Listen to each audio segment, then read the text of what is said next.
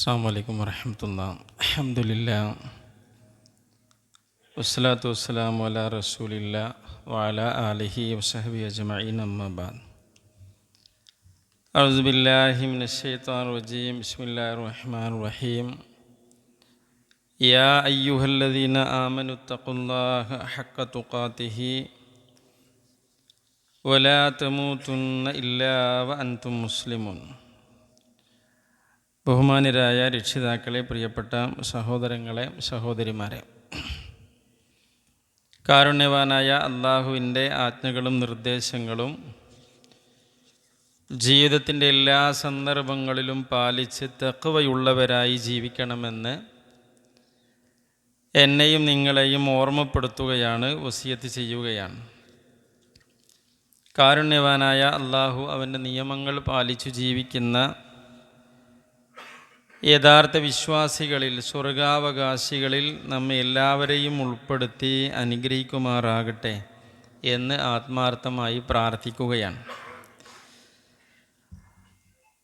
നാം ഓർക്കുകയും മനസ്സിലാക്കുകയും ചെയ്യേണ്ട, നമ്മുടെ ജീവിതവുമായി ബന്ധപ്പെടുത്തി ഏറെ നാം പരിഗണിക്കേണ്ട എല്ലാ കാര്യങ്ങളും വളരെ ചുരുക്കി അബുക്കയും നാസർക്കയും ഓർമ്മപ്പെടുത്തി സ്വാഗത ഭാഷണത്തിലും അധ്യക്ഷ പ്രസംഗത്തിലും ഞാൻ പറയണമെന്ന് വിചാരിച്ച ആശയങ്ങളുടെ എല്ലാ ഭാഗവും വളരെ കൃത്യമായി ചുരുക്കിയാണ് അവർ രണ്ടുപേരും പറഞ്ഞത്. പരിശുദ്ധ റമദാനിൽ അള്ളാഹു ഏറെ ഇഷ്ടപ്പെട്ട അള്ളാഹുവിൻ്റെ പള്ളിയിൽ അള്ളാഹു നിർബന്ധമാക്കിയ അസുര നമസ്കാരമൊക്കെ നിർവഹിച്ച് അള്ളാഹു നിർബന്ധമാക്കിയ നോമ്പ് അനുഷ്ഠിച്ചാണ് ഈ ഒരു സംഗമത്തിൽ നാം ഓരോരുത്തരും ഇരിക്കുന്നത്. ഇവിടെ രണ്ട് കാര്യമാണ് നമുക്ക് പ്രധാനമായും ചിന്തിക്കാനുള്ളത്. റമദാൻ ആയി എന്ന് നമ്മൾ പറഞ്ഞതിൻ്റെ പകുതിയാവാനായി.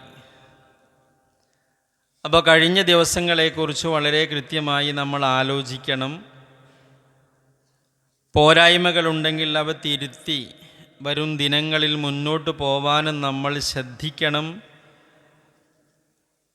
അതിനാണ് ഇത്തരം സംഗമങ്ങളൊക്കെ നമ്മൾ സംഘടിപ്പിക്കുന്നത്.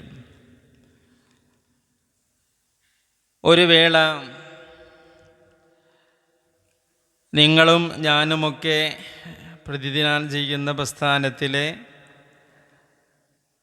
നാമൊക്കെ ഒരു പുതിയ ഭാരവാഹിയായി വന്ന ഈ ഒരു കമ്മിറ്റി നിലവിൽ വന്നതിനു ശേഷം ഒരുപക്ഷെ നമ്മുടെ കൂട്ടത്തിൽ നിന്ന് വിട പറഞ്ഞ ഒരുപാട് ആളുകളുണ്ട്. നമ്മുടെ കൂടെ യോഗങ്ങളിൽ പങ്കെടുത്ത,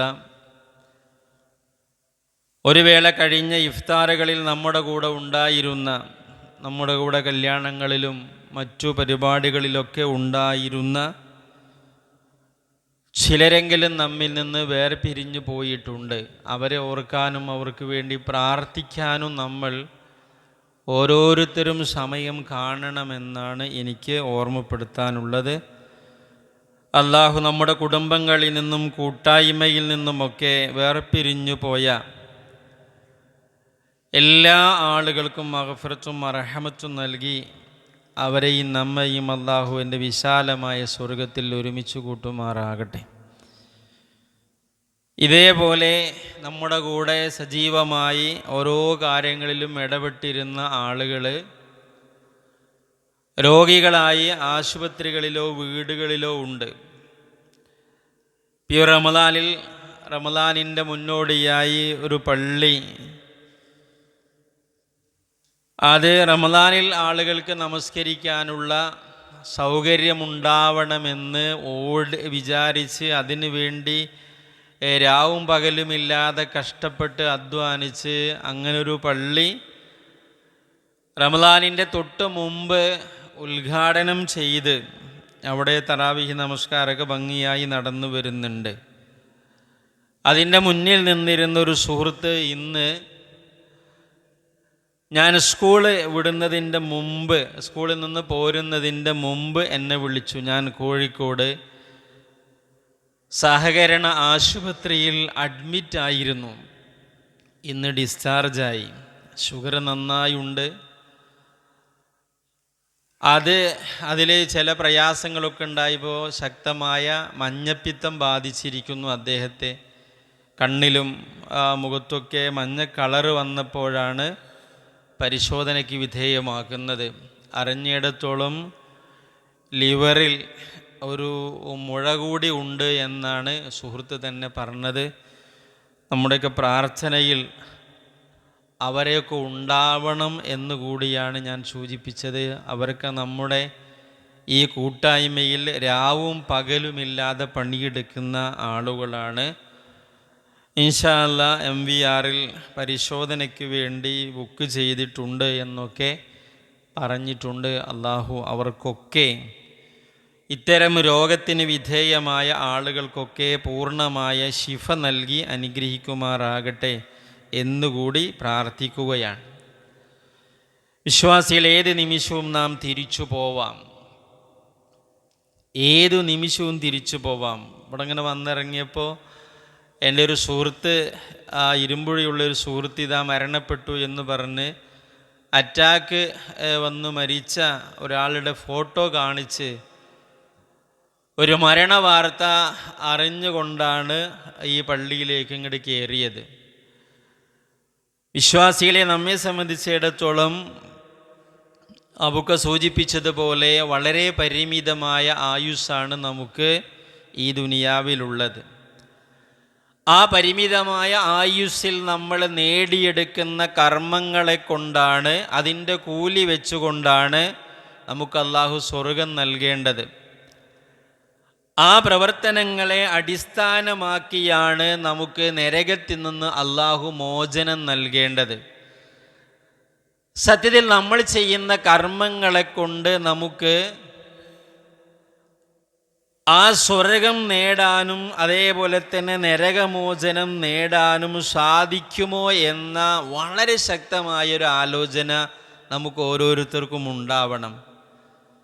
എന്തിനേറെ പറയുന്നു, അള്ളാഹു നമുക്ക് തന്ന നിഅമത്തുകൾക്ക് നമ്മൾ നിരന്തരമായി 24 മണിക്കൂർ നമ്മൾ സുജൂദിൽ കിടന്നാലും അള്ളാഹു നമുക്ക് ഈ ദുനിയാവിൽ തന്ന നിഅമത്തിന് തന്നെ പകരമാകൂല എന്നാണ് നമ്മൾ ഓരോരുത്തരും മനസ്സിലാക്കേണ്ടത്. അപ്പോൾ സ്വർഗം അള്ളാഹു നമുക്ക് നൽകുന്നത് അള്ളാഹുവിൻ്റെ കാരുണ്യത്തിൻ്റെ ഭാഗം കൂടിയാണ് എന്നാണ് നബി സല്ലല്ലാഹു അലൈഹി വസല്ലം പഠിപ്പിക്കുന്നത്.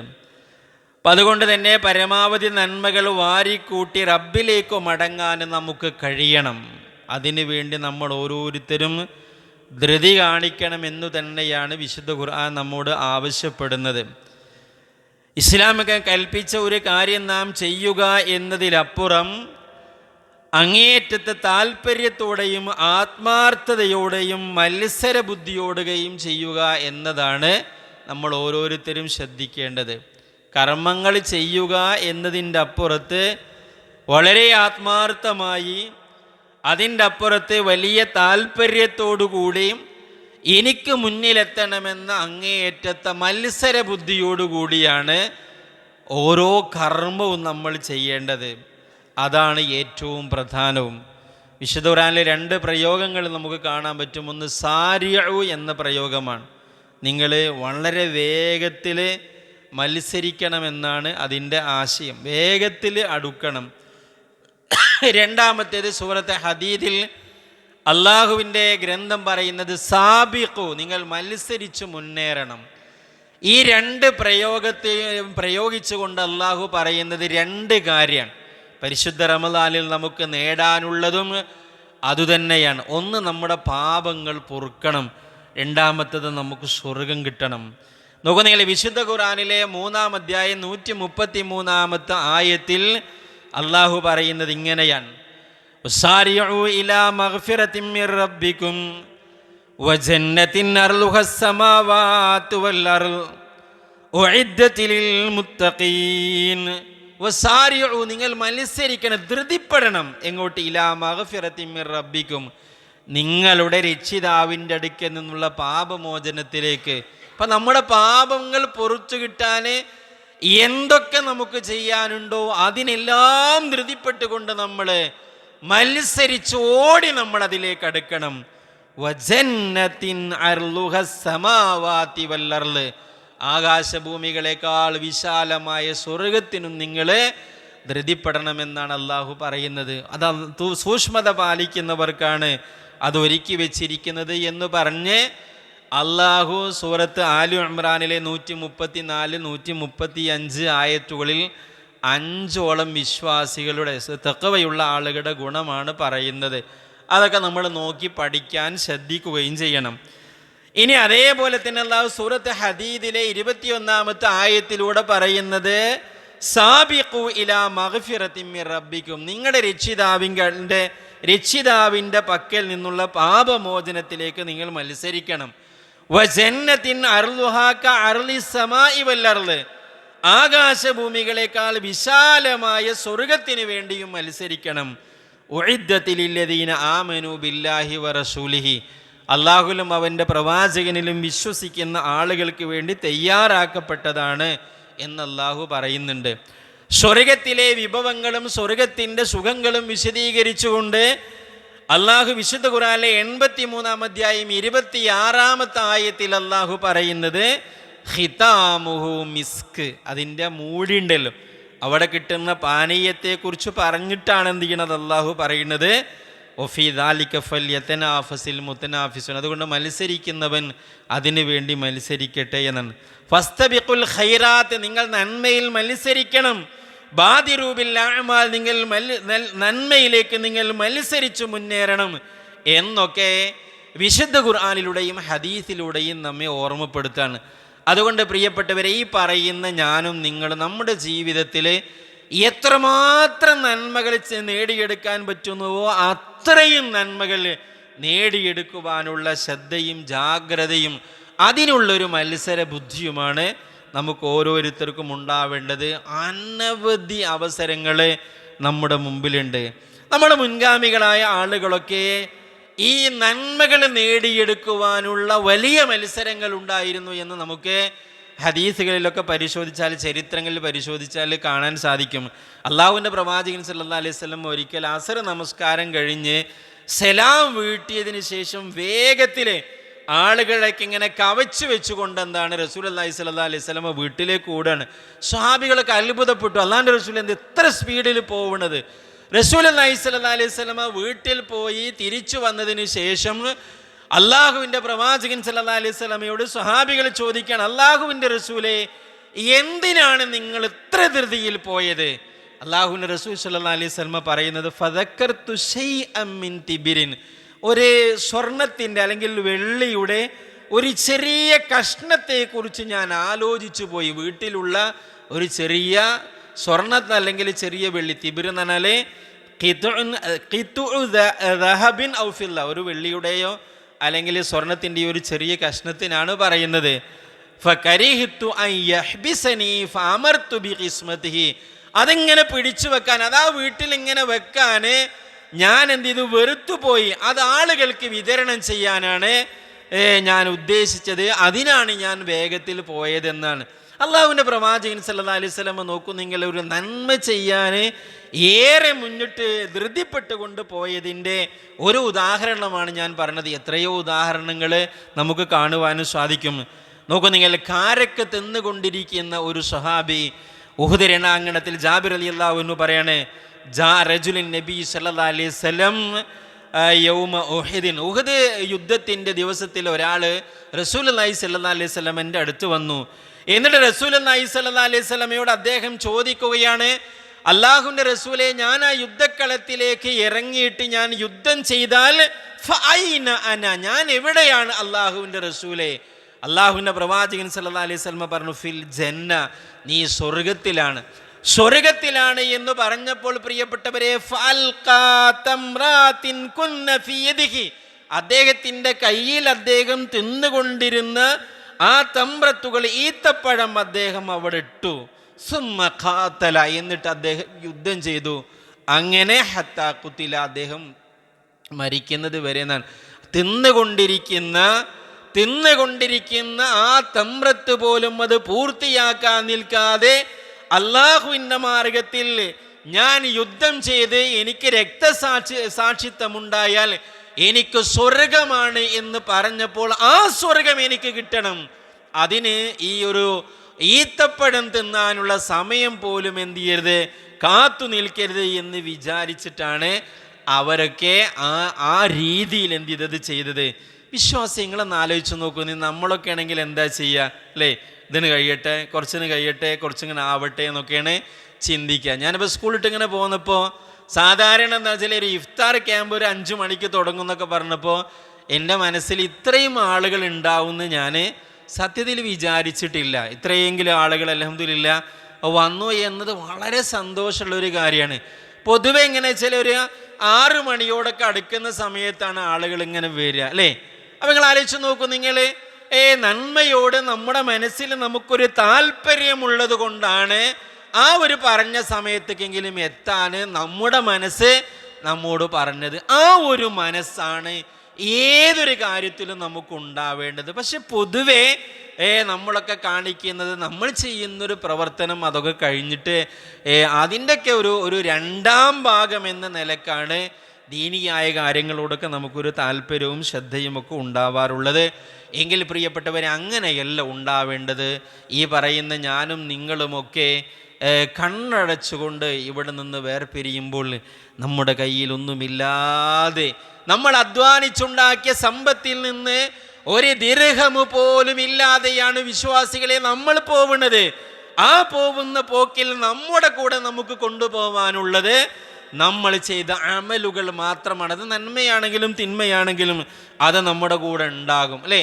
അപ്പം ആ തിന്മ നമ്മുടെ ജീവിതത്തിൽ നിന്ന് ഇല്ലാതിരിക്കുവാൻ പാപമോചനത്തിലേക്ക് മത്സരിച്ച് പരമാവധി നമ്മുടെ ജീവിതത്തിൽ നന്മകളെ കൊണ്ടുവന്ന് റബ്ബിലേക്ക് മടങ്ങാനാണ് നാം ഓരോരുത്തരും ശ്രദ്ധിക്കേണ്ടത്. അതുകൊണ്ട് മത്സരം പ്രധാനമായും നമുക്കുണ്ടാവേണ്ടത് 2 കാര്യത്തിനാണ്. ഒന്ന്, നമ്മുടെ പാപങ്ങൾ പൊറുക്കാൻ. രണ്ടാമത്തേത്, നമുക്ക് സ്വർഗം കിട്ടാൻ. പല കാര്യത്തിനും ആളുകൾ മത്സരിക്കൂലേ? അയൽവാസി വാങ്ങിയ വണ്ടിയേക്കാൾ നല്ല വണ്ടി വാങ്ങാൻ, അയൽവാസി വെച്ച ഗേറ്റിനേക്കാൾ നല്ല ഗേറ്റ് വെക്കാൻ, അയൽവാസി ഉണ്ടാക്കിയ മതിലിനേക്കാൾ നല്ല മതിൽ, ജ്യേഷ്ഠൻ ഉണ്ടാക്കിയ വീടിനേക്കാൾ വലിയ വീട്, അല്ലെങ്കിൽ അനിയൻ ഉണ്ടാക്കിയ ഇന്ന സൗകര്യത്തേക്കാൾ വലിയ സൗകര്യം. അങ്ങനെയുള്ള ദുനിയാവിലുള്ള മത്സരങ്ങളൊക്കെ എമ്പാടുമുണ്ട്. എങ്കിൽ അതിനേക്കാൾ നമ്മൾ പ്രാധാന്യം കൊടുക്കേണ്ടത് ഇതൊക്കെ വിട്ടുപോകുന്ന, ഇതെല്ലാം ഉപേക്ഷിച്ചു പോകുന്ന, നമ്മൾ നമ്മുടെ ലോകത്തേക്ക് മാത്രമായി ചുരുങ്ങുന്ന ആ ഒരു ലോകത്തിന് വേണ്ടി നമ്മൾ നന്നായി സമയങ്ങളെയും അവസരങ്ങളെയും ഉപയോഗപ്പെടുത്താൻ. അതിനേറ്റവും ശ്രദ്ധേയമായൊരു സമയമാണല്ലോ ഈ പരിശുദ്ധ റമളാൻ എന്ന് പറയുന്നത്. ഞാൻ നേരത്തെ സൂചിപ്പിച്ചതുപോലെ അതിൻ്റെ പകുതിയിലേക്ക് അടുക്കാണ്. 1/3 പൂർണ്ണമായും നമ്മിൽ നിന്ന് അവസാനിക്കുകയും ചെയ്യും. അതേപോലെ തന്നെ നമ്മൾ ശ്രദ്ധിക്കേണ്ടത്, ഒരു ഭാഗത്ത് നമ്മൾ കർമ്മങ്ങൾ ചെയ്യണമെന്ന് ആത്മാർത്ഥമായി പറയുമ്പോൾ തന്നെയും രണ്ടാമത്തെ ഒരു വശം എന്ന നിലയ്ക്ക് ഈ ക്യാമ്പിൽ എനിക്ക് ഓർമ്മപ്പെടുത്താനുള്ള രണ്ടാമത്തെ ഒരു കാര്യം, വിശ്വാസികളെ കർമ്മങ്ങൾ നമ്മൾ ചെയ്യുന്നതോടൊപ്പം തന്നെ അത് ബാത്തിലായി പോവാതിരിക്കാനുള്ള ശ്രദ്ധയും നമുക്കുണ്ടാവണം. നന്മകൾ ഇങ്ങനെ ചെയ്തു പോകുമ്പോൾ തന്നെ ആ നന്മകളെ നിലനിന്ന് അതിൻ്റെ കൂലി നാളെ പരലോകത്ത് നമുക്ക് കിട്ടുന്ന രീതിയിൽ, പ്രയോജനപ്പെടുന്ന രീതിയിൽ അത് നിലനിർത്താനുള്ള ശ്രദ്ധ കൂടി നമ്മുടെ ഭാഗത്ത് ഉണ്ടാവേണ്ടതുണ്ട്. വിശുദ്ധ ഖുർആനിലെ 47-ാം അധ്യായം 33-ാമത്തെ ആയത്തിൽ അല്ലാഹു പറയുന്നത്, യാ അയ്യുഹല്ലദീന ആമനു, സത്യവിശ്വാസികളെ, അത്തിയുല്ലാഹ, നിങ്ങൾ അല്ലാഹുവിനെ അനുസരിക്കണം, വാത്തിയുർ റസൂല, അവന്റെ പ്രവാചകനെയും നിങ്ങൾ അനുസരിക്കണം. എന്നിട്ട് അല്ലാഹു പറയുന്ന ഏറ്റവും പ്രധാനപ്പെട്ട ഒരു കാര്യമുണ്ട് പ്രിയപ്പെട്ടവരെ, വലാ തുബ്തിലൂ അഅമാലക്കും, നിങ്ങളുടെ കർമ്മങ്ങളെ നിങ്ങൾ ഒരിക്കലും ബാത്തിലാക്കരുതേ, കർമ്മങ്ങളെ ബാത്തിലാക്കരുതേ എന്ന് അല്ലാഹു വളരെ കൃത്യമായി പഠിപ്പിക്കുകയാണ്. അത് അല്ലാഹുവിൻ്റെ നിർദ്ദേശമാണ്. ആ കൽപ്പനയുണ്ട്. ആ കൽപ്പന നമ്മൾ പ്രത്യേകമായി ശ്രദ്ധിക്കണം. രണ്ടാമത്തെ ഒരു ഗുരുതരമായ കാര്യത്തെക്കുറിച്ച് അല്ലാഹു മുന്നറിയിപ്പ് നൽകുന്നുണ്ട്. അതെന്താണെന്നോ പ്രിയപ്പെട്ടവരെ, പ്രവർത്തിച്ച് അധ്വാനിച്ച് ക്ഷീണിച്ചുകൊണ്ട് പടച്ചോൻ്റെ അടുത്തേക്ക് ചെന്ന ആൾക്കാർക്ക് അള്ള നരകം കൊടുക്കുന്നത് അള്ള പറഞ്ഞു തരുന്നുണ്ട്. അതും നമ്മൾ ഗൗരവത്തിൽ കാണേണ്ട ഒരു കാര്യം തന്നെയാണ്. നമുക്ക് എല്ലാവർക്കും പരിചയമുള്ള സൂറത്താണ് സൂറത്തുൽ ഗാശിയ അല്ലേ? ഹൽ അതാക ഹദീസുൽ ഗാശിയ എന്ന് തുടങ്ങുന്ന ആ സൂറത്തിന്റെ തുടക്കത്തിൽ ആമിലത്തുൻ നാസിബ, പ്രവർത്തിച്ചു ക്ഷീണിച്ചവരാണവർ. ആരാണവർ? വുജൂഹു യൗമഇദിൻ ഖാശിയ എന്ന് പറഞ്ഞിട്ടാണ് അല്ലാഹു പറയുന്നത്. ചില മുഖങ്ങൾ ബേജാറോടുകൂടി, പിന്നെ പ്രയാസത്തോടുകൂടി, ഭയപ്പാടോടുകൂടി അന്ന് നിനക്ക് കാണാൻ പറ്റും. എന്നിട്ട് അല്ലാഹു പറയണ പ്രവർത്തിച്ചു ക്ഷീണിച്ചവരാണവർ. എന്താ പടച്ചോൻ അവർക്ക് കൊടുക്കുന്നതെന്നോ? തസ്വലാ നാറൻ ഹാമിയ, കത്തിക്കരിച്ചു കളയുന്ന നരകാൻ. വിശ്വാസികളെ, ഇത് നമ്മൾ പേടിക്കണം. ഒന്ന്, അല്ലാഹു ബാത്തിലാക്കരുതേ എന്ന് പറഞ്ഞ കാര്യങ്ങൾ ശ്രദ്ധിക്കണം. ബാത്തിലായി നരകം കിട്ടുന്നതിനെ കുറിച്ച് നമ്മൾ ഗൗരവത്തിൽ കാണണം. അതുകൊണ്ട് തന്നെയാണ് ഒരു നല്ല കർഷകൻ, ഒരു കൃഷിക്കാരൻ ഒരു തൈ നടുകയാണെങ്കിൽ എന്ത് ചെയ്യും? ആ തൈ വളർന്നു വരാനുള്ള എല്ലാ സൗകര്യവും ചെയ്തു കൊടുക്കലേ. വെള്ളമൊഴിച്ചു കൊടുക്കും, വളം കൊടുക്കും, ഇടയ്ക്കിടയ്ക്ക് അത് ശ്രദ്ധിക്കും. അതോടൊപ്പം തന്നെ അത് നാൽക്കാലികൾ തിന്നു പോവാതിരിക്കാൻ, കീടങ്ങൾ നശിപ്പിക്കാതിരിക്കാനുള്ള ശ്രദ്ധയും അവർ കാണിക്കും. ഇതേപോലെ നമ്മൾ പരലോകത്ത് സ്വർഗം കിട്ടാനും നരകത്തിൽ നിന്ന് രക്ഷപ്പെടാനും ഒരുപാട് കർമ്മങ്ങൾ ചെയ്യുകയാണ്. ആ കർമ്മങ്ങൾ ചെയ്യുമ്പോൾ അതിൻ്റെ കൂലി കിട്ടണമെന്ന് ആഗ്രഹമുള്ളതോടൊപ്പം തന്നെ അതിൻ്റെ കൂലി നഷ്ടപ്പെടാതിരിക്കുവാനുള്ള ശ്രദ്ധയും ഉണ്ടാവണം. പ്രവർത്തിക്കാത്തവനും അഥവാ കർമ്മങ്ങൾ ചെയ്യാത്തവനും കർമ്മങ്ങൾ അല്ലാഹു നഷ്ടപ്പെടുത്തിയവനും പരലോകത്ത് ഒരുപോലെയാണ്. രണ്ടുപേർക്കും അല്ലാഹു നരകമാണ് കൊടുക്കുന്നത്. അതുകൊണ്ട് തന്നെ നമ്മുടെ സൽക്കർമ്മങ്ങളെ നഷ്ടപ്പെടുത്തി കളയുന്ന അനവധി കാര്യങ്ങളെക്കുറിച്ച് അല്ലാഹും റസൂലും നമുക്ക് പഠിപ്പിച്ച് തന്നിട്ടുണ്ട്. അതും നമ്മൾ ഗൗരവത്തോടുകൂടി ഓർക്കണം. ഞാൻ ഇത്തരം ഒരു ക്യാമ്പിൽ അല്ലെങ്കിൽ ഇങ്ങനെ ഒരു സംഗമത്തിൽ ഞാനിത് പറയുന്നത് എന്തിനാണെന്നോ പ്രിയപ്പെട്ടവരെ, അറിയാതെ നമ്മുടെ കർമ്മങ്ങൾ നഷ്ടപ്പെടുന്ന പ്രവർത്തനങ്ങൾ വരാതിരിക്കാനാണ്. അതിലേറ്റവും ശ്രദ്ധേയമായ ഒരു കാര്യം, അത് അൽഹംദുലില്ലാഹ് നമ്മളൊക്കെ പരമാവധി ശ്രദ്ധിക്കുന്നവരാണ്, ഇല്ലാത്തവരാണ്. ശിർക്കാണ് എന്ത് ചെയ്യാൻ നമ്മുടെ കർമ്മങ്ങൾ പൊളിച്ചു കളയ അല്ലേ. ഇന്ന ശിർക്കല ദുൽമുൻ അലീം, അത് മഹാപാപമാണ് എന്ന് പഠിപ്പിച്ചു അല്ലേ. നബി സല്ലല്ലാഹു അലൈഹി വസല്ലമയോട് അല്ലാഹു പറഞ്ഞില്ലേ, ലൈൻ അശ്റക്ത ലയഹ്ബതുന്ന അമലുക, നീ എങ്ങാനും ശിർക്ക് ചെയ്യുകയാണെങ്കിൽ നിന്റെ കർമ്മങ്ങളൊക്കെ പൊളിഞ്ഞു പോകും. അതേപോലെ തന്നെ വലതകൂനന്ന മിനൽ ഖാസിരീൻ, നീ നഷ്ടക്കാരുടെ കൂട്ടത്തിൽ പെട്ടുപോവുകയും ചെയ്യുമെന്നാണ് അല്ലാഹു 39 അധ്യായം 65 ആയത്തിൽ പറയുന്നത്. അതുകൊണ്ട് ശിർക്ക് നമ്മുടെ ജീവിതത്തിൽ ഒരിക്കലും വരരുത്. എന്തിനാ ഇത് മുന്നറിയിപ്പ് നൽകുന്നത്? കറുത്ത പാറയിലൂടെ ഒരു ഉറുമ്പ് അരിച്ചു വരുന്നത് ശ്രദ്ധയിൽപ്പെടാത്ത വിധം നമ്മിലേക്ക് ശിർക്ക് വരുമെന്ന് അല്ലാഹുവിൻ്റെ റസൂൽ സല്ലല്ലാഹു അലൈഹി വസല്ലം പറഞ്ഞിട്ടുണ്ട്. അതുകൊണ്ട് നന്നായി നമ്മൾ ശ്രദ്ധിക്കണം. ഏലസ് ബന്ധിക്കുന്ന ആളുകൾ ഒരുപക്ഷെ നമ്മുടെ നാടുകളിൽ ധാരാളമുണ്ട്. നമ്മുടെ വീടുകളിൽ അത് ഉണ്ടാവാൻ പാടില്ല. അല്ലാഹു അല്ലാത്തവരുടെ പേരിൽ സത്യം ചെയ്യുന്നു ചില ആളുകൾ. എൻ്റെ ഉമ്മയാണ് സത്യം, വാപ്പയാണ് സത്യം അല്ലേ, മുത്ത് നബിയാണ് സത്യം, പള്ളിയാണ് സത്യം എന്നൊക്കെ പറയുന്ന ആളുകൾ നമ്മളെ ഇടയിലും അറിയാതെ നമ്മൾ കേട്ടു പോകുന്നുണ്ട്. അതൊന്നും പറയാൻ പാടില്ല. അതൊക്കെ സത്യമായ കാര്യം തന്നെ, സംശയമൊന്നുമില്ല. പക്ഷേ അല്ലാഹുവാണേ സത്യം എന്നേ നമ്മൾ പറയാവൂ. മൻ ഹലഫ ബിഗൈരില്ലാഹ്, ആരാണോ അല്ലാഹു അല്ലാത്ത പേരിൽ സത്യം ചെയ്യുന്നത് അവൻ അവിശ്വസിച്ചു അല്ലെങ്കിൽ ശിർക്ക് ചെയ്തു എന്നാണ് അല്ലാഹുവിൻ്റെ പ്രവാചകൻ സല്ലല്ലാഹു അലൈഹി വസല്ലം പറയുന്നത്. അപ്പം അതുകൊണ്ട് ആ കാര്യം നമ്മൾ പ്രത്യേകമായി ശ്രദ്ധിക്കേണ്ടതുണ്ട്. അതേപോലെ തന്നെയാണ് നമ്മൾ ശ്രദ്ധിക്കേണ്ട ഏറ്റവും പ്രധാനപ്പെട്ട ഒരു കാര്യം, ചില ആളുകൾക്ക് എന്തെങ്കിലും ഒരു ഉപകാരം ചെയ്തു കൊടുത്താൽ ചില ആളുകൾ പറയാറുണ്ട് എന്തെന്നോ, ആ ആളുകളോട് പറയുന്നൊരു വാചകമാണ്, നീയും പടച്ചോനും വിചാരിച്ചത് കൊണ്ടാണ് ഞാൻ രക്ഷപ്പെട്ടത് അല്ലേ, നീയും പടച്ചോനും വിചാരിച്ചത് കൊണ്ടാണ് എനിക്ക് ആ സൗകര്യം കിട്ടിയത്, നീയും പടച്ചോനും വിചാരിച്ചത് കൊണ്ടാണ് അന്ന് ഞാൻ അതിൽ നിന്ന് കഴിച്ചിനെ രക്ഷപ്പെട്ടത് എന്നൊക്കെ. പ്രിയപ്പെട്ടവരെ, നീയും പടച്ചോനും അങ്ങനെ ചേർത്ത് നമ്മൾ പറയാൻ പാടില്ല. അത് ശിർക്കാണ്. അല്ലാഹുവിൻ്റെ റസൂൽ സല്ലല്ലാഹു അലൈഹി വസല്ലമ വളരെ ഗൗരവത്തിൽ പഠിപ്പിച്ചിട്ടുണ്ട്. ഖുർആൻ അതിലേക്ക് സൂചന നൽകുകയും ചെയ്യുന്നുണ്ട്. പക്ഷെ അത് പറയുമ്പോൾ നമുക്ക് എങ്ങനെ പറയാം? അതിൻ്റെ ഇടയിൽ അല്ലേ അള്ളാഹുവും പിന്നെ നീയും അല്ലേ, അങ്ങനെ ഒരു പിന്നെ ചേർത്ത് കൊണ്ട് പറഞ്ഞാൽ അത് ശിർക്കിൽ നിന്ന് നമുക്ക് രക്ഷപ്പെടുന്ന അവസ്ഥ ഉണ്ടാവുള്ളൂ. അള്ളി നീയും വിചാരിച്ചത് കൊണ്ടാണ്, അള്ളി നീയും പിന്നെ കരുതിയത് കൊണ്ടാണ് എന്നൊക്കെ പറഞ്ഞ് രണ്ടും ചേർത്ത് നമ്മൾ പറയുന്നുവെങ്കിൽ അള്ളാഹുലേക്ക് ചേർത്ത് പറയുന്നത് ശിർക്കാണ് എന്ന് നമ്മൾ കൃത്യമായി മനസ്സിലാക്കണം. ഇതൊക്കെ നമ്മളിൽ അറിയാതെ വന്നു പോകുന്ന കാര്യമാണ്.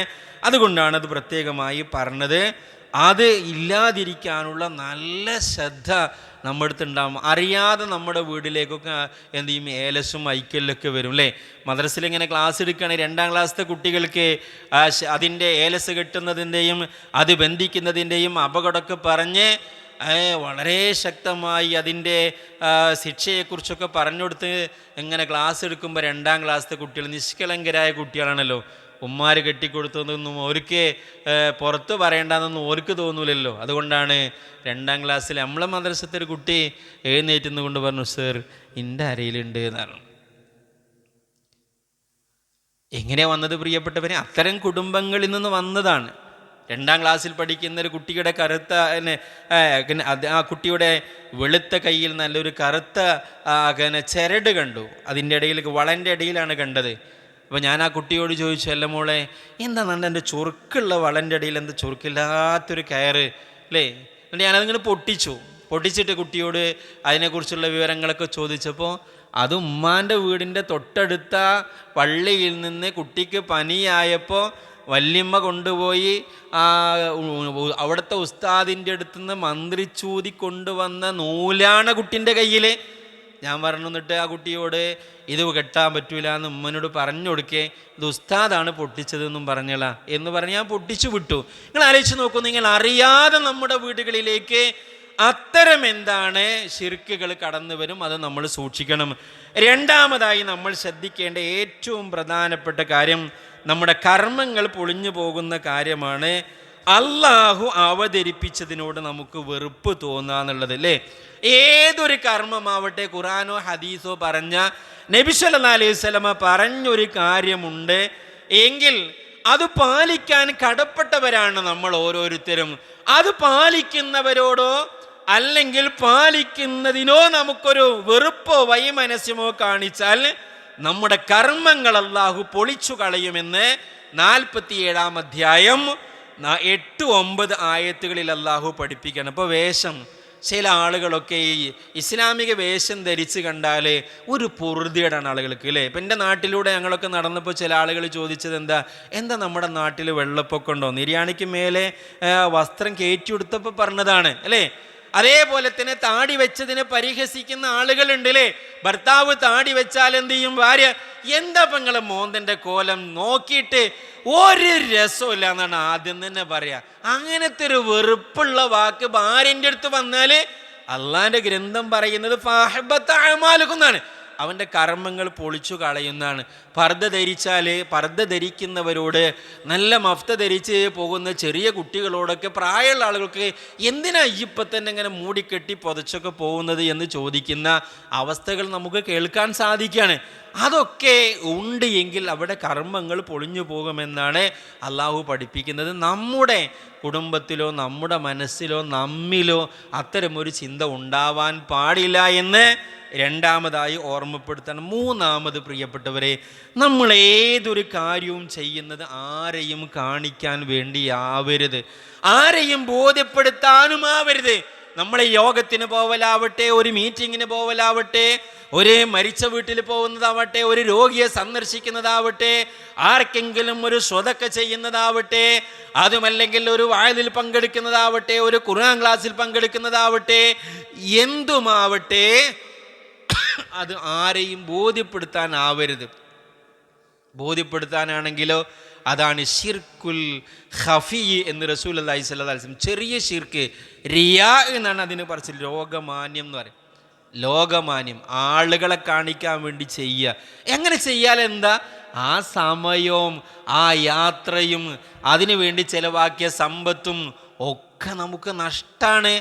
അതുമാത്രമല്ല, നാളെ പരലോകത്ത് നരകമുണ്ട്. റസൂലുള്ളാഹി സ്വല്ലല്ലാഹു അലൈഹി വസല്ലം പറഞ്ഞു, മസീഹ് ദജ്ജാലിനെ കുറിച്ച് ചർച്ച ചെയ്യുന്ന സ്വഹാബികളോട് റസൂൽ പറയാണ്, ഇതിനേക്കാൾ ഞാൻ നിങ്ങളിൽ ഭയപ്പെടുന്ന ഒരു കാര്യം പറയട്ടെ എന്ന് പറഞ്ഞിട്ടാണ് റസൂലുള്ളാഹി സ്വല്ലല്ലാഹു അലൈഹി വസല്ലം റിയാഇനെ കുറിച്ച് പരിചയപ്പെടുത്തുന്നത്. എന്നിട്ട് എന്താ റിയാ എന്ന് പറഞ്ഞു കൊടുക്കുകയാണ്. ആ യഖൂമർ റജുലു യുസല്ലി, ഒരു മനുഷ്യൻ ഇങ്ങനെ നിസ്കരിക്കുകയാണ്, ഫതുസയ്യിനു സ്വലാത്തഹു, അവൻ്റെ നിസ്കാരം അവനിങ്ങനെ ഭംഗിയാക്കാണ്, ലിമാ യുറാ മിൻ നളറി റജുലിൻ, വേറൊരാൾ അയാളുടെ നിസ്കാരത്തേക്ക് നോക്കുന്നുണ്ടെങ്കിൽ അതിങ്ങനെ ഭംഗിയാകും. ഒറ്റയ്ക്ക് നിസ്കരിക്കണമെങ്കിൽ ഭയങ്കര സ്പീഡാവും. വേറെ ആളിങ്ങനെ നോക്കുകയാണെങ്കിലോ വളരെ സാവകാശത്തിൽ റുക്കുവും സുജൂദൊക്കെ നല്ല ശ്രദ്ധിച്ച് അടക്കവും ഒതുക്കൊക്കെ കാണിച്ചുകൊണ്ട് നിർവഹിക്കുകയാണെങ്കിൽ അതാണ് റിയാ എന്നാണ്. വേറെ ഹദീസ് കാണുന്നത്, ആരെ കാണിക്കാനാണോ നീ അത് ചെയ്തത് അവൻ്റെക്കൊന്ന് കൂലി വാങ്ങിക്കോ എന്ന് പരലോകത്ത് പറയുന്നതാണ്. 3 ആളുകളെ നരകത്തിലേക്ക് കൊണ്ടുപോകുന്നത് അള്ളാഹുവിൻ്റെ പ്രവാചകൻ സല്ലല്ലാഹു അലൈഹി വസല്ലം വിശദീകരിക്കുന്നുണ്ട്. ഇമാം മുസ്ലിം 1905 ഹദീസിൽ നമുക്ക് രേഖപ്പെടുത്തി തരികയാണ്. ഒന്ന് രക്തസാക്ഷിയായ മനുഷ്യനാണ്, രക്തസാക്ഷിയായ മനുഷ്യൻ. രണ്ടാമത്തേത് ഖുർആൻ നന്നായി പഠിക്കുകയും അത് പാരായണം ചെയ്യുകയും ചെയ്ത ആള്. മൂന്നാമത്തെ ആള് സമ്പത്ത് ധാരാളമായി ചെലവഴിച്ച ആള്. ആ രക്തസാക്ഷിക്ക് അവൻ്റെ നന്മകളൊക്കെ കാണിച്ചു കൊടുത്ത അള്ളാഹ് ചോദിക്കുമത്രേ, ഈ നന്മകളൊക്കെ കിട്ടിയിട്ട് എന്താണോ നീ ചെയ്തത്? അള്ളാഹുവിനോട് അയാൾ പറയുമത്രേ, നാഥാ നിന്റെ മാർഗത്തിൽ ഞാൻ രക്തസാക്ഷിയായിട്ടുണ്ട് എന്ന് പറയുമ്പോൾ അള്ളാഹു പറയുമത്രേ, നീ കളവാണ് പറഞ്ഞത്, നീ നല്ലൊരു യോദ്ധാവാണെന്ന് ആളുകൾ പറയാൻ വേണ്ടിയാണ് നീ യുദ്ധം ചെയ്തത്. ആളുകളെ കാണിക്കാൻ അത് ആളുകൾ പറഞ്ഞു കഴിഞ്ഞു എന്ന് പറഞ്ഞ് അവൻ്റെ മുഖം നിലത്തുകുത്തി അവനെ വലിച്ചു നരകത്തിൽ ഇടുമെന്ന് അള്ളാഹിൻ്റെ പ്രവാചകൻ സല്ലല്ലാഹു അലൈഹി വസല്ലം പറയാണ്. ഖുർആൻ പഠിപ്പിക്കുകയും പാരായണം ചെയ്ത ആൾക്ക് അനുഗ്രഹങ്ങൾ കാണിച്ചു കൊടുത്ത് എന്ത് ചെയ്തു എന്ന് ചോദിക്കുമ്പോൾ നന്നായി പഠിച്ചതും പാരായണം ചെയ്തതും അവൻ പറയുമത്രേ. എങ്കിൽ അവനോട് അള്ളാഹു പറയാണ്, നീ പറഞ്ഞതു കളവാണ്, നീ നന്നായി പഠിപ്പിക്കുന്നവനാണ്, നീ നന്നായി പാരായണം ചെയ്യുന്നവനാണെന്ന് ആളുകൾ പറയാനാണ് ചെയ്തത്, അതാളുകൾ പറഞ്ഞു കഴിഞ്ഞു എന്ന് പറഞ്ഞ് അവനെയും നരകത്തിലേക്കിടുമെന്നാണ്. സമ്പത്ത് ധാരാളമായി ചെലവഴിച്ച ആള് അയാളെയും ഇതേപോലെ ചെയ്യുമെന്ന് അള്ളാഹുവിൻ്റെ പ്രവാചകൻ സല്ലല്ലാഹു അലൈഹി വസല്ലം ഓർമ്മപ്പെടുത്താണ്. പ്രത്യക്ഷത്തിൽ നമ്മെ സംബന്ധിച്ചിടത്തോളം 3 ആളും ചെയ്തത് ഏറ്റവും നല്ല പ്രവർത്തനങ്ങളാണ്. പക്ഷേ ആളുകളെ കാണിക്കാൻ വേണ്ടി ചെയ്തത് കൊണ്ട് തന്നെ അവരുടെ കർമ്മങ്ങൾ നഷ്ടപ്പെട്ടവര് നരകാവകാശികളായി തീർന്നു എന്നാണ് പ്രിയപ്പെട്ടവരെ അള്ളാഹിൻ്റെ പ്രവാചകൻ സല്ലല്ലാഹു അലൈഹി വസല്ലം പഠിപ്പിക്കുന്നത്.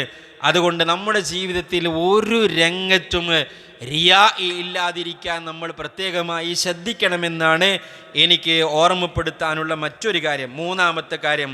4-ാമത്തെ കാര്യം പ്രിയപ്പെട്ടവരെ, നമ്മൾ നല്ലവരായിട്ടാണ് സമൂഹത്തിൽ അറിയപ്പെടുന്നത് അല്ലേ.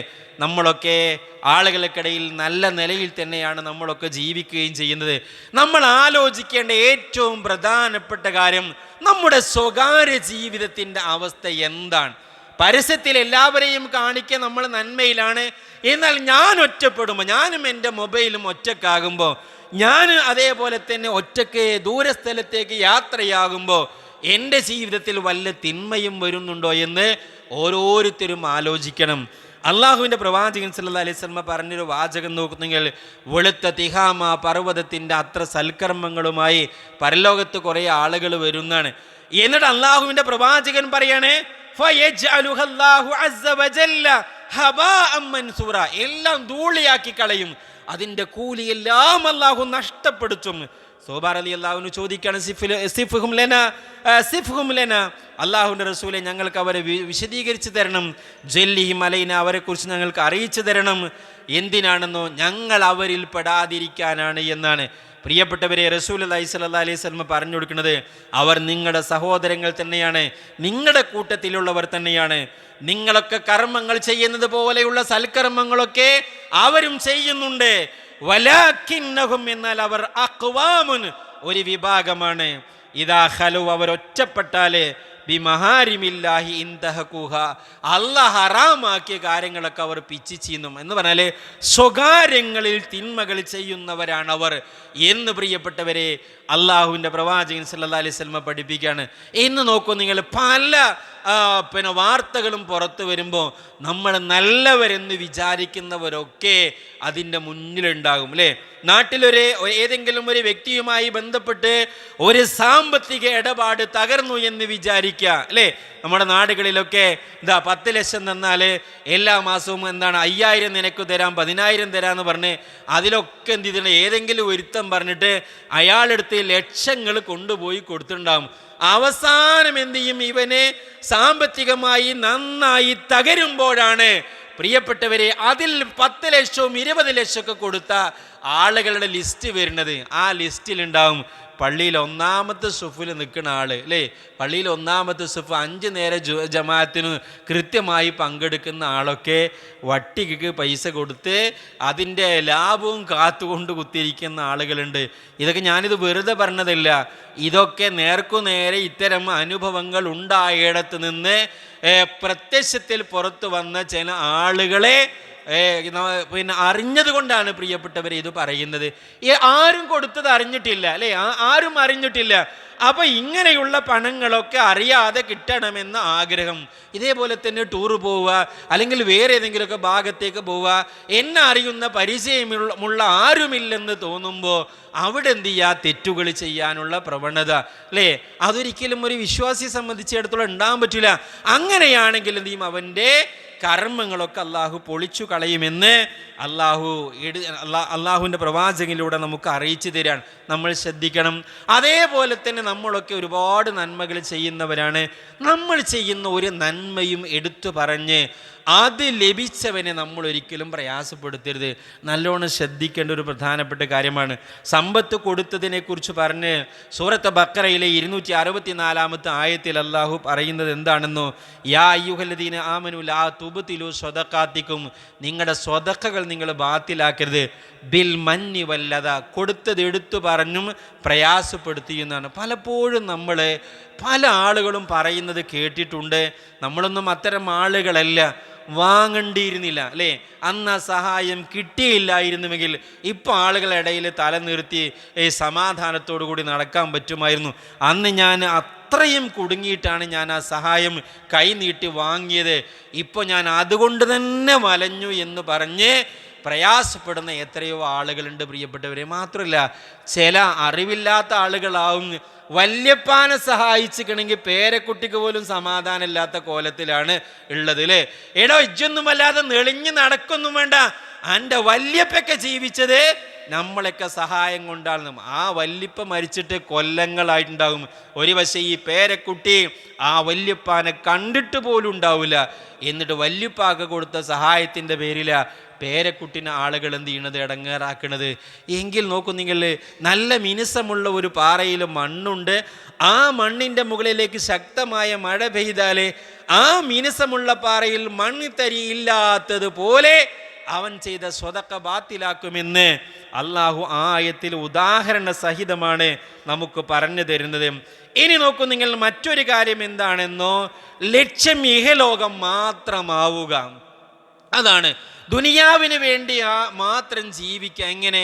പരലോകത്തിന് വേണ്ടി പണിയെടുക്കേണ്ട ഏതൊരു കാര്യത്തിലും എന്ത് ചെയ്യുക, ദുനിയാവ് ലക്ഷ്യം വെക്കുക. നോക്കൂ നിങ്ങൾ, എത്ര ആളുകൾ ഈ അടുത്ത കാലത്ത് പോലും നോക്കൂ നിങ്ങൾ, ആളുകൾ ദീനിയായ ക്ലാസ്സിൽ നിന്നും അതേപോലെ തന്നെ കൂട്ടായ്മയിൽ നിന്നും യോഗത്തിൽ നിന്നും മീറ്റിങ്ങിൽ നിന്നും അതേപോലെ തന്നെ ഇത്തരം ഒരു നല്ല അവസ്ഥയിൽ നിന്നൊക്കെ ആളുകൾ ഇങ്ങനെ മാറുക. എന്തേന്ന് ചോദിക്കുമ്പോൾ ചെറിയ സഹായങ്ങളൊക്കെ കിട്ടാത്തത് കൊണ്ടാണ് മാറിയത് എന്നാണ്. പ്രിയപ്പെട്ടവരെ, ഞാനൊരു ദീനീ രംഗത്ത് പ്രവർത്തിക്കുന്നത് എനിക്ക് ദുനിയാവിലെ നേട്ടം കിട്ടണമെന്ന് ആഗ്രഹിച്ചു കൊണ്ടാണെങ്കിൽ അത് ഇവിടുന്ന് തന്നെ അള്ളാഹു തന്ന് പരലോകത്തേക്കൊന്നും ഉണ്ടാവില്ല. നിങ്ങളൊന്നും പ്രിയപ്പെട്ടവരെ അത്തരം ഒരു ലക്ഷ്യത്തിലല്ല ഇങ്ങോട്ട് വന്നത്. നമ്മൾ പണിയെടുക്കുന്നത് പലപ്പോഴും നമ്മുടെ പോക്കറ്റുകളിൽ നിന്ന് ഒരുപാട് പണം ആ വിഷയത്തിൽ ചെലവാകുകയും ചെയ്യുന്നത് ആരോടും കണക്ക് പറഞ്ഞാലും ഒരു പക്ഷേ കിട്ടൂല. അത് അള്ളാഹിൻ്റെ മാർഗത്തിൽ നമ്മൾ ചെലവഴിക്കാന്നല്ലാതെ അതിൽ പ്രത്യേകിച്ചൊന്നുമില്ല അല്ലേ.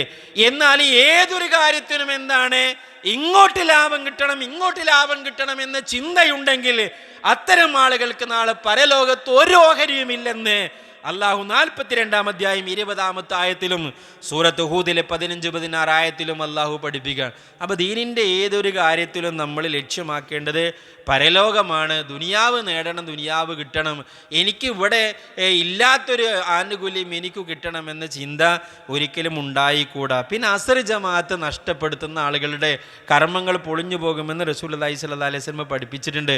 പിന്നെ നമുക്ക് എല്ലാവർക്കും അറിയാം അല്ലേ, ആളുകളെ ചീത്ത പറയുക, ആരോപണങ്ങൾ പറയുക, അന്യായമായി ധനം തിന്നുക, രക്തം ചിന്തുക, അടിക്കുക.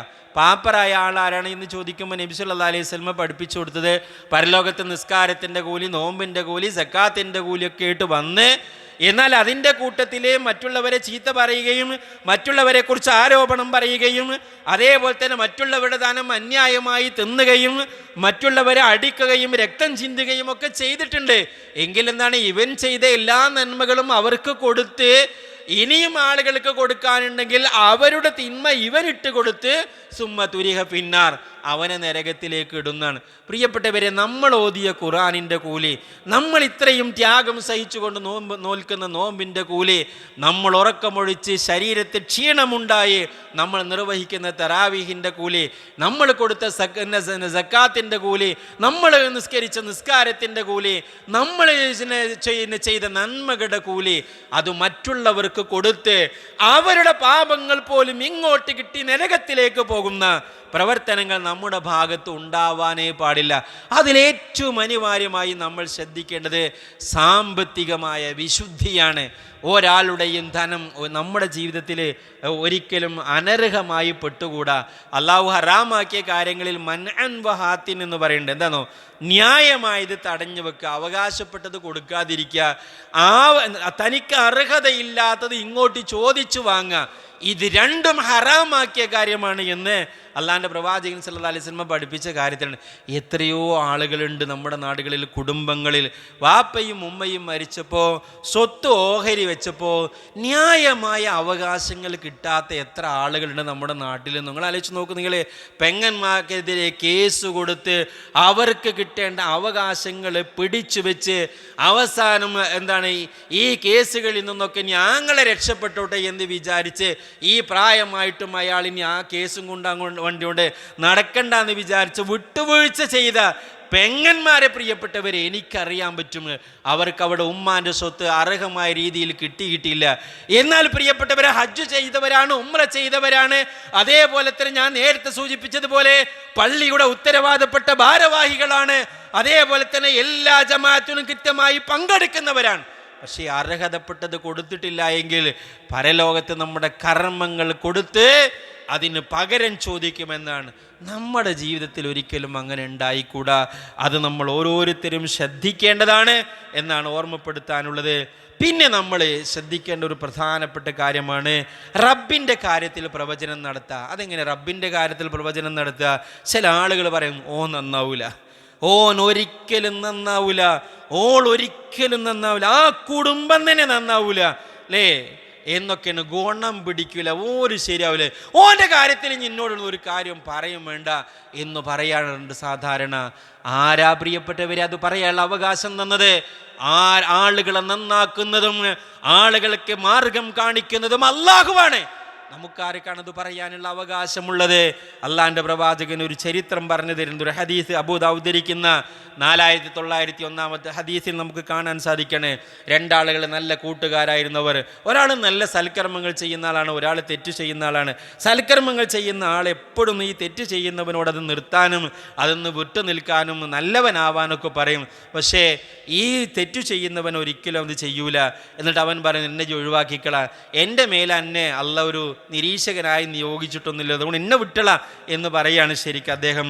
ആ സമയത്ത് അവർ പറഞ്ഞു, എത്രേ, വല്ലാഹി ലാ യഗ്ഫിറുല്ലാഹു ലക, അല്ല നിനക്ക് പുറത്തു തരൂല, ലാ യുദ്ഖിലുക അല്ലാഹു അൽ ജന്ന, അല്ല നിന്നെ സ്വർഗത്ത് പ്രവേശിക്കൂല, നീ നന്നാവൂല, നേരാവൂല എന്ന് പറയുന്നതിൻ്റെ മറ്റൊരു ഭാഗമാണ് പ്രിയപ്പെട്ടവരെ അള്ളാഹിൻ്റെ റസൂൽ പറയണം. അവർ രണ്ടുപേരും മരിച്ച് രണ്ടുപേരെയും അള്ളാഹു ഒരുമിച്ച് കൂട്ടിയിട്ട് അള്ളാഹു ചോദിക്കുമത്രേ, നീ എന്നെക്കുറിച്ച് അറിവുള്ളവനായിരുന്നോ, എൻ്റെ വിഷയത്തിൽ നീ കഴിവുള്ളവനായിരുന്നോ എന്നൊക്കെ അള്ളാഹു ഈ മനുഷ്യനോട് ചോദിക്കുമെന്നും, എന്നിട്ട് കുറ്റവാളിയോട് അള്ളാഹു എൻ്റെ അനുഗ്രഹം കൊണ്ട് നീ സ്വർഗത്തിലേക്ക് പോയിക്കോ എന്നും, നന്നാവില്ല, സ്വർഗത്തിലേക്ക് പോവില്ലെന്ന് പറഞ്ഞ ആളെ നരകത്തിലേക്കും പറഞ്ഞയക്കുമെന്ന് അള്ളാഹുവിൻ്റെ പ്രവാചകൻ സല്ലല്ലാഹു അലൈഹി വസല്ലം പഠിപ്പിക്കുക. പ്രിയപ്പെട്ടവരെ, ഏതൊരു മനുഷ്യനും നന്നാവൂലേ? ഈ നമ്മളൊക്കെ ഉൾക്കൊള്ളുന്ന പ്രസ്ഥാനത്തിൻ്റെ അമരത്തിരുന്ന ഡോക്ടർ ഉസ്മാൻ സാഹിബ് നീണ്ട കാലം KNM-ൻ്റെ സംസ്ഥാന പ്രസിഡൻ്റായി നിന്ന ആളാണ്.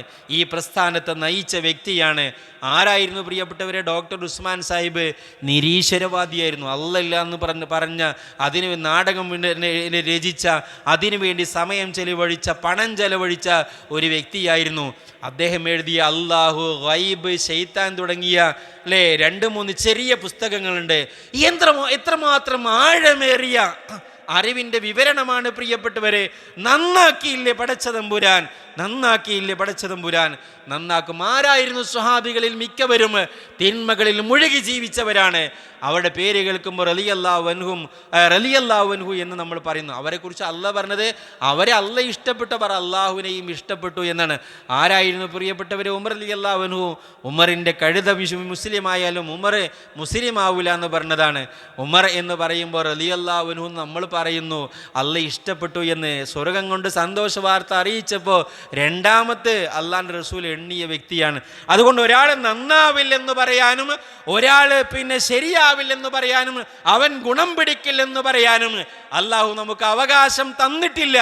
അങ്ങനെ നമ്മൾ പറഞ്ഞാൽ നമ്മുടെ കർമ്മങ്ങൾ പൊളിഞ്ഞു പോകും. അതുകൊണ്ട് നമ്മൾ പ്രത്യേകമായി ശ്രദ്ധിക്കേണ്ടതുണ്ട് എന്നാണ് ഓർമ്മപ്പെടുത്താനുള്ളത്.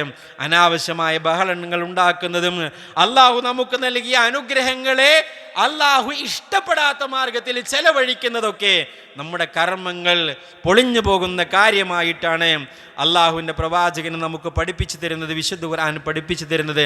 അതുകൊണ്ട് നമ്മൾ പ്രത്യേകമായി ശ്രദ്ധിക്കേണ്ടതുണ്ട്. അതോടൊപ്പം തന്നെ നമ്മൾ ബാധ്യതകൾ നിർവഹിക്കുന്നവരാവണം. നാം ഏറ്റെടുത്ത വലിയ ഉത്തരവാദിത്തമാണ് ദഅവത്ത് എന്ന് പറയുന്നത്. നമ്മുടെ നാട് തിന്മയിൽ നിന്ന് തിന്മയിലേക്ക് പോവാണ്.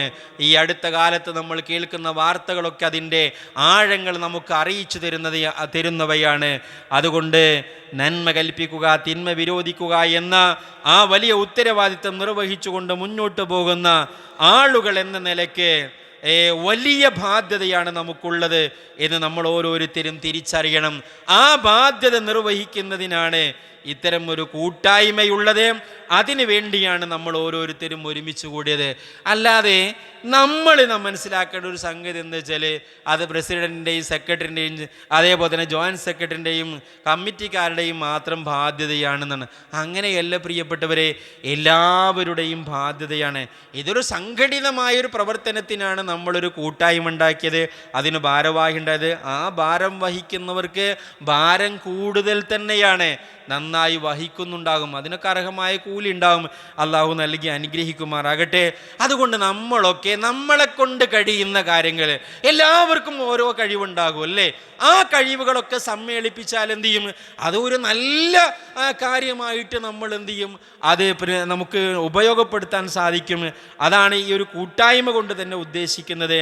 അതുകൊണ്ട് ആ കഴിവുകളെ ചേർത്ത് വെച്ചുകൊണ്ട് നമുക്ക് എന്ത് ചെയ്യണം, ഇതിൽ നമുക്ക് നിർവഹിക്കാൻ പറ്റുന്ന കാര്യങ്ങൾ നിർവഹിക്കാൻ കഴിയണം. അതോടൊപ്പം തന്നെ ഈ ഇരുത്തത്തിന് അള്ളാഹുവിൻ്റെ ഇഷ്ടമുണ്ട്. ഒരു മീറ്റിങ്ങിന് യോഗത്തിനൊക്കെ പല ആളുകൾ മീറ്റിങ്ങിന് വിളിച്ചാൽ എന്ത് ചെയ്യുന്നു, അവർക്ക് വരാൻ ഭയങ്കര മടിയാവും. ആ മീറ്റിംഗ് അല്ലേ എന്ന് പറയും. എന്നാൽ ക്ലാസ്സിനോ വയലിനോ വിളിച്ചാലോ വരികയും ചെയ്യും. എന്നാൽ നോക്കൂ നിങ്ങൾ, വയലിന് നമ്മൾ പങ്കെടുക്കുന്നതിനേക്കാൾ കൂലി മീറ്റിങ്ങിൽ പങ്കെടുത്താലുണ്ടാവും. എന്താ, ആ മീറ്റിങ്ങിൽ നിന്നാണ് ഒരു വയലിൽ സംഘടിപ്പിക്കണമെന്ന് തീരുമാനിച്ചത്, ആ മീറ്റിങ്ങിൽ നിന്നാണ് ഒരു ലഘുലേഖ കൊടുക്കണമെന്ന് തീരുമാനിച്ചത്, ആ മീറ്റിങ്ങിൽ നിന്നാണ് നാട്ടിലുള്ള ഒരു രോഗിക്ക് സഹായം കൊടുക്കണമെന്ന് തീരുമാനിച്ചത്. ആ നന്മ ചിന്നെ ചർച്ച ചെയ്ത് തീരുമാനിക്കുന്ന യോഗത്തിൽ നമ്മൾ പങ്കെടുത്താൽ അതിൻ്റെ പിന്നിൽ വരുന്ന ഓരോ നന്മയ്ക്കും അതിൽ ഒരു വാക്ക് പറഞ്ഞത് കൊണ്ടോ അല്ലെങ്കിൽ പോയി ഇരുന്നത് കൊണ്ടോ നമുക്ക് കൂലി കിട്ടും. അപ്പോൾ യോഗങ്ങൾ ഒരു പരിപാടിക്ക് പങ്കെടുക്കുന്നതിനേക്കാൾ പ്രാധാന്യമുണ്ട് എന്ന് നമ്മൾ മനസ്സിലാക്കണം. പല ആളുകളും അങ്ങനെ മനസ്സിലാക്കാത്തത് കൊണ്ടാണ് യോഗങ്ങളിലും മീറ്റിങ്ങിലൊക്കെ പലപ്പോഴും ആളുകൾ കുറഞ്ഞു പോകുന്നത്. അങ്ങനെ ആവരുത്. പല കാര്യങ്ങളും ആസൂത്രണം ചെയ്തത് പ്രയോഗവൽക്കരിക്കുമ്പോൾ അതിൻ്റെയൊക്കെ കൂലി നമുക്ക് കിട്ടും. മാത്രമല്ല കർമ്മങ്ങളുടെ അനന്തരഫലം നമുക്ക് ഉണ്ടാകുമെന്ന് വിശുദ്ധ ഖുർആൻ തന്നെ പറയുന്നല്ലോ. മാത്രമല്ല അഭാവത്തിൽ പ്രാർത്ഥന കിട്ടൂലേ. ഇപ്പം നമ്മൾ പല ആളുകൾക്കും വേണ്ടി പ്രാർത്ഥിച്ചു. ഇന്ന് എവിടേക്കുള്ള ആളുകൾക്ക് വേണ്ടിയാണ് നമ്മൾ പ്രാർത്ഥിച്ചത്? ഒരു വേള നമ്മൾ ഈ ആദർശ കൂട്ടായ്മയിൽ ഒരംഗമായി ഏതോ ഒരു യൂണിറ്റിൽ പണിയെടുക്കുന്ന ആൾക്ക് വേണ്ടിയും നമ്മൾ പ്രാർത്ഥിക്കുകയാണ്. എന്തിന്? അയാളുടെ ജീവിതത്തിൽ വന്ന പ്രയാസങ്ങളെ പരിഹരിക്കാൻ വേണ്ടിയാണ്. അങ്ങനെ നമുക്കൊക്കെ കിട്ടും പ്രിയപ്പെട്ടവരെ.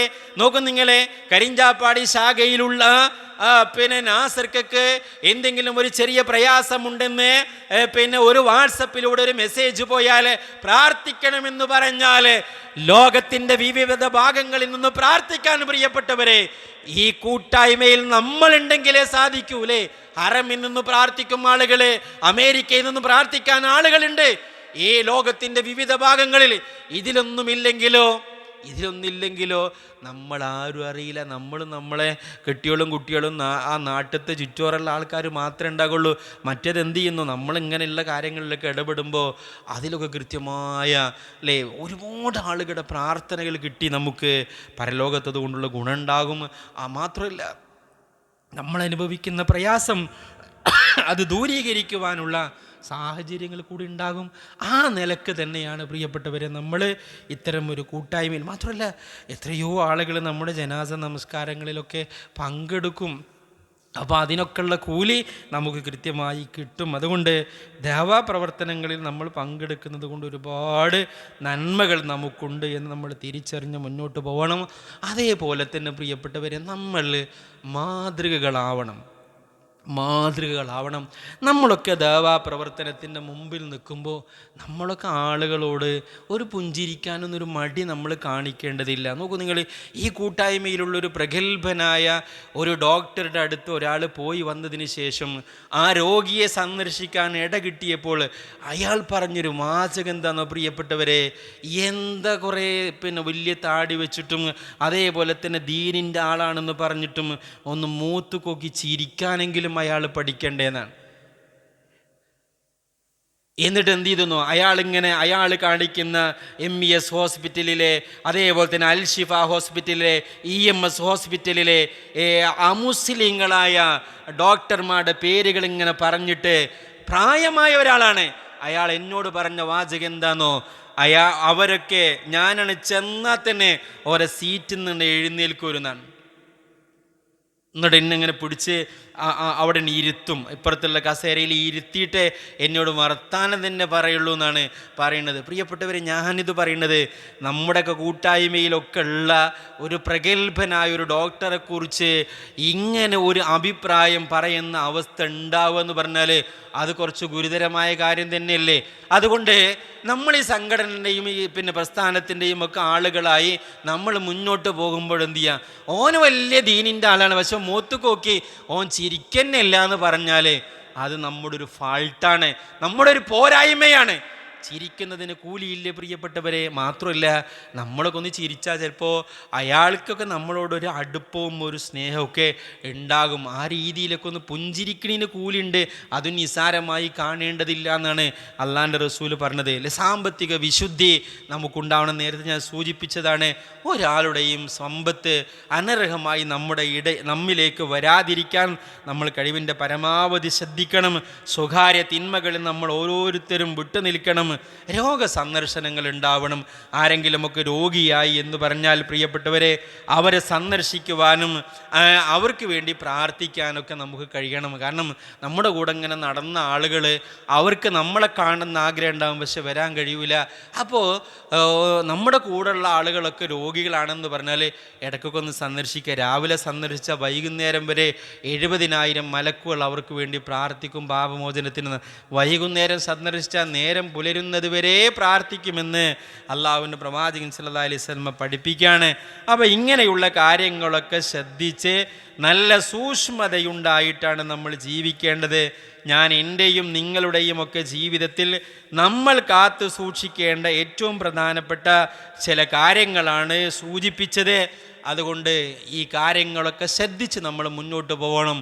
അതേപോലെ തന്നെ നമ്മൾ മാതൃകയാവണമെന്ന് ഞാൻ സൂചിപ്പിച്ചപ്പോൾ നമ്മളൊക്കെ നാട്ടിലുണ്ടാകുമ്പോൾ ഓനൊന്നും പള്ളിക്ക് തന്നെ വരവില്ല, ഓനോൻ്റെ പെരയിൽ കിടന്നുറങ്ങും എന്ന് പറയുന്നൊരവസ്ഥ ഉണ്ടാവരുത്. ദീനിയായ ക്ലാസ്സിലും അതേപോലെ തന്നെ ജമാഅത്തിലുമൊക്കെ നമ്മൾ നാട്ടിലുണ്ടെങ്കിൽ നമ്മുടെ സാന്നിധ്യം ഉണ്ടാവണം. എല്ലാ അർത്ഥത്തിലും നല്ലവരായി ജീവിച്ച് മുന്നോട്ട് പോകാൻ നമുക്ക് കഴിയണം എന്ന് മാത്രമാണ് ഓർമ്മപ്പെടുത്താനുള്ളത്. എനിക്ക് എന്നോട് പറയണമെന്ന് തോന്നിയ ചില കാര്യങ്ങളാണ് നിങ്ങളോടും ഞാൻ പറഞ്ഞത്.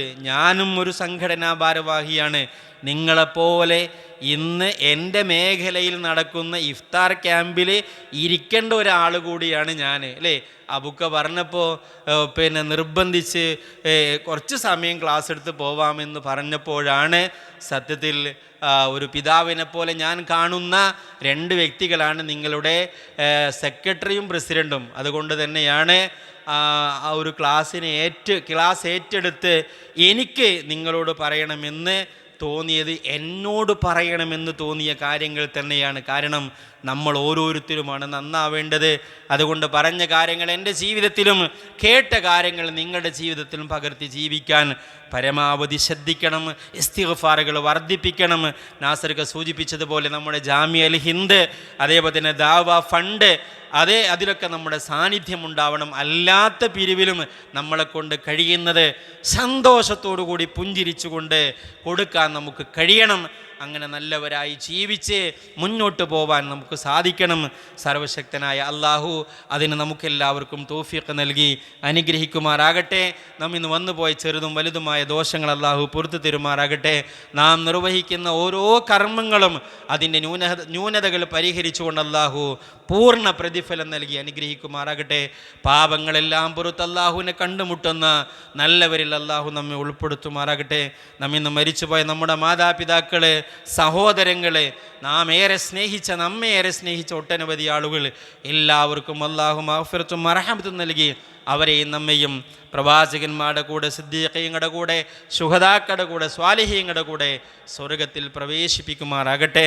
റബ്ബനാ തഖബ്ബൽ മിന്നാ ഇന്നക അൻതസ് സമീഉൽ അലീം വതുബ് അലൈനാ ഇന്നക അൻതത് തവ്വാബുർ റഹീം. റബ്ബനാ ആതിനാ ഫിദ്ദുനിയാ ഹസന വഫിൽ ആഖിറതി ഹസനതൻ വഖിനാ അദാബന്നാർ. ആമീൻ ആമീൻ ബിറഹ്മതിക യാ അർഹമർ റഹീമീൻ. വആഖിറു ദഅവാനാ അൽഹംദുലില്ലാഹി റബ്ബിൽ ആലമീൻ. അസ്സലാമു അലൈക്കും വറഹ്മത്തുള്ളാഹി വബറകാതുഹു.